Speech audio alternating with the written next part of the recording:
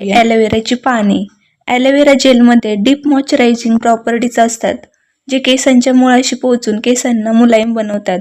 हे जेव्हा वापरतो ना, तेव्हा केस ड्राय फ्रीझी होत नाहीत.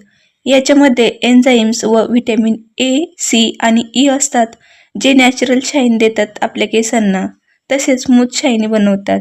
तर तुम्हाला ॲलोवेराचे पान कट करून घ्यायचे आहे. ज्या ठिकाणी ॲलोवेरा आपण कापून घेतो ना, तो भाग पाण्यात जवळपास तासभर पाण्यात तसंच ठेवायचा.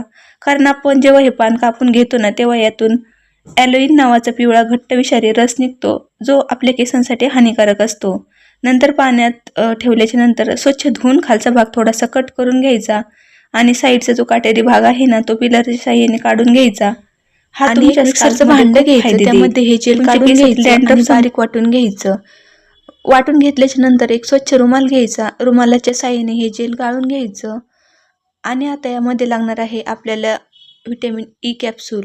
या तुम्हाला आपल्या जवळच्या मेडिकल स्टोअरमध्ये सहजरित्या उपलब्ध होऊन जातील, आणि नसेलच मिळाल्या तर तुम्ही ह्यामध्ये 1 चमचा कोकोनट ऑइल देखील यूज करू शकता. तर तुम्ही पाहू शकता या ठिकाणी मी ॲलोवेरा जेलमध्ये 2 व्हिटॅमिन ईचे कॅप्सूल ॲड करून घेतले आहेत, आणि जेल देखील थोडे जास्त घेतलं आहे कारण माझी केसांची लेंथ थोडी जास्त आहे म्हणून. आणि हे जेल बोटांच्या साहाय्याने किंवा कॉटनच्या साहाय्याने केसांच्या संपूर्ण स्काल्पवरती लावून घ्यायचं आहे. स्काल्प